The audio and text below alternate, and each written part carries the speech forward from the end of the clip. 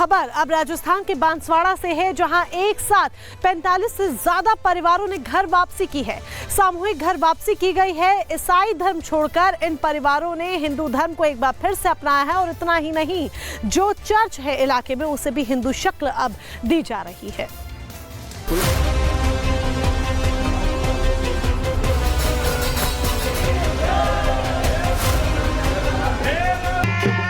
ये शोभा यात्रा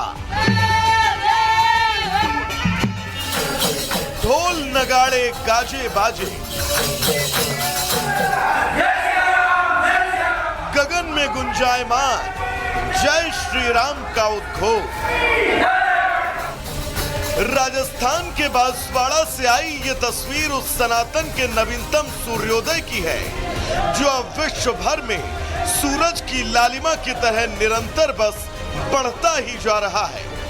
तस्वीर सनातन के उस नवनिर्माण की, जिसमें अब सनातनियों की घर वापसी हो रही है, और ये महज 1, 2 या फिर 3, 4 लोगों तक ही नहीं सीमित है, बल्कि पूरा का पूरा गांव ही ईसाई धर्म को छोड़कर अब हिंदू धर्म अपना चुका है।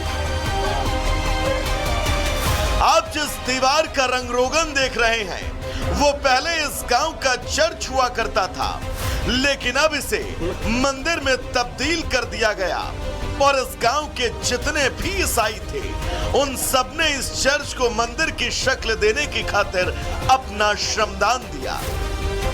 बांसवाड़ा के सुडलादूधा गांव में करीब 45 ईसाई परिवार रहते थे, जिन्होंने कई साल पहले ईसाई धर्म अपनाया था, लेकिन विश्व हिंदू परिषद और आरएसएस के अथक प्रयासों के चलते इन लोगों ने हिंदू धर्म अपना लिया और गांव में मौजूद चर्च को मंदिर में तब्दील कर दिया।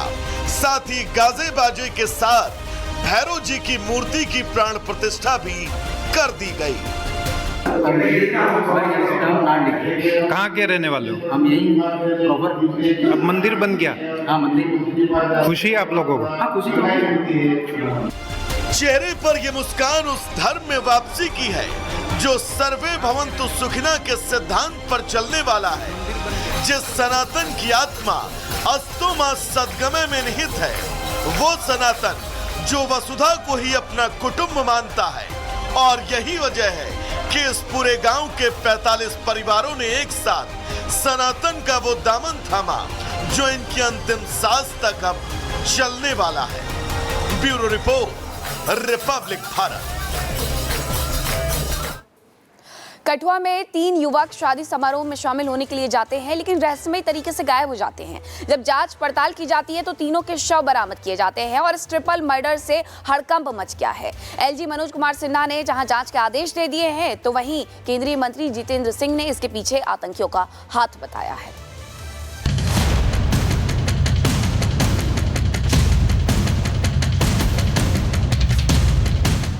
जम्मू कश्मीर में केंद्र सरकार की सख्ती और जवानों की मुस्तैदी से आतंकी और पाकिस्तान में बैठे उनके आका बौखला गए हैं।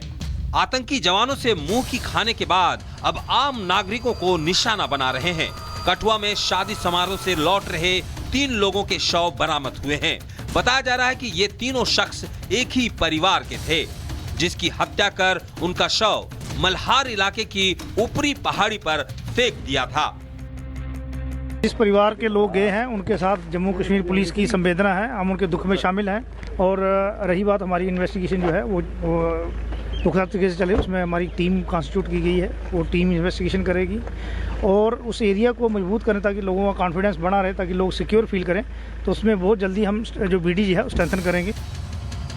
जम्मू कश्मीर के एलजी मनोज सिन्हा ने कठुआ में ट्रिपल मर्डर की जांच के आदेश दिए हैं।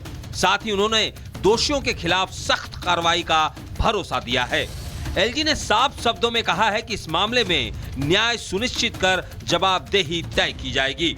एलजी मनोज सिन्हा ने पीड़ित परिवार को हर संभव मदद करने का भरोसा दिया है। वहीं केंद्रीय मंत्री जितेंद्र सिंह ने इस मामले में आतंकियों का हाथ होने की बात कही। साथ ही तीनों युवकों की स्मृति में स्मारक बनाने का भी ऐलान किया। कठुआ में ट्रिपल मर्डर की खबर पूरे घाटी में जंगल की आग की तरह फैल गई। इस घटना से लोगों में आक्रोश फैल गया। नाराज लोगों ने बिलावर और बानी के इलाके को बंद रखा। साथ ही महानपुर से लेकर धार रोड पर गुज्जर समाज के लोगों ने जगह जगह विरोध प्रदर्शन किया। इस दौरान जम्मू कश्मीर के नेता प्रतिपक्ष सुनील शर्मा ने पीड़ित परिवार के लिए मुआवजे की मांग की है। जम्मू कश्मीर में आतंकियों के पर कतरे जा रहे हैं। एक एक आतंकियों को चुन चुन कर मौत के घाट उतारा जा रहा है। उससे एक बात तो साफ है कि घाटी में एक बार फिर अमन चैन लौटने वाला है। यही अमन चैन आतंकियों को चुभ रहा है। लेकिन अब देखना यह है कि पुलिस और सुरक्षा बल के जवान इन तीनों युवकों के हत्यारों को कब तक उनकी सही जगह पहुंचाते हैं। Bureau report, Republic Bharat.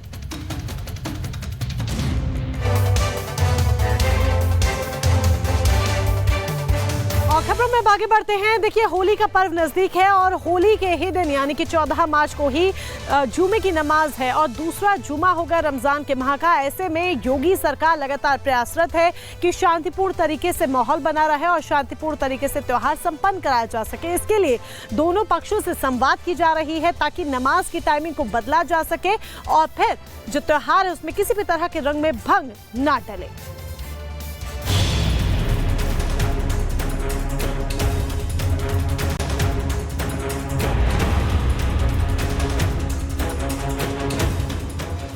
Holi और रमजान का दूसरा जुमा इस बार एक ही दिन पड़ रहा है। ऐसे में विवाद की संभावनाओं को देखते हुए सरकार और प्रशासन पहले से ही अलर्ट पर है। प्रशासन की तरफ से जिलेवार बैठकें की जा रही है जिससे होली और जुमे की नमाज को शांतिपूर्ण तरीके से संपन्न कराया जा सके। सबसे पहले मैं आपको बरेली की तस्वीर दिखाते हैं जहां आला हजरत दरगाह के प्रमुख सुबानी मियां ने होली पर जुम्मे को लेकर एडवाइजरी जारी की है। इस दौरान जुमे की नमाज की टाइमिंग में बदलाव किया गया है। अब होली के दिन जुमे की नमाज 2:30 बजे करने का ऐलान किया गया है। इसके अलावा होली खेलने वाले रास्तों से बचने की भी अपील की गई है। ये कहा गया है दरगाह प्रमुख से कि होली के त्यौहार, ईद का त्यौहार एक साथ ये हैं, इनको मिलजुल के मनाया जाए और जहाँ मिश्रित आबादी है वहाँ पर जो मस्जिदें पढ़ रही हैं वहाँ पर और रोड पर जो मस्जिदें पढ़ रही हैं जहाँ पर जुलूस निकलने हैं वहाँ पर मस्जिदों का टाइम 2:30 बजे कर दिया जाए। देवबंद उलेमाओं ने भी जुम्मे की नमाज के समय में तब्दीली की बात कही है।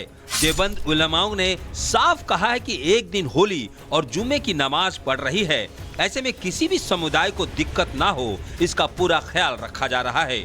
भाईचारा और शांतिपूर्ण माहौल बनाए रखने के लिए नमाज के समय में बदलाव किया गया है। कानपुर में भी होली और रमजान के दूसरे जुमा को देखते हुए नमाज की टाइमिंग बदली गई है।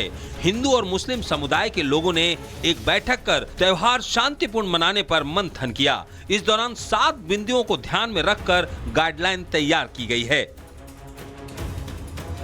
और मस्जिद में नमाज पढ़ करके आकर के बाहर नहीं घूमेंगे, ना उन रास्तों पर जाएंगे जिस पर कलर चल रहा हो, बल्कि जहाँ तक हो सकता है वो खुद बचने की कोशिश करेंगे, इसलिए कि आज के दौर में सब समझदार हैं।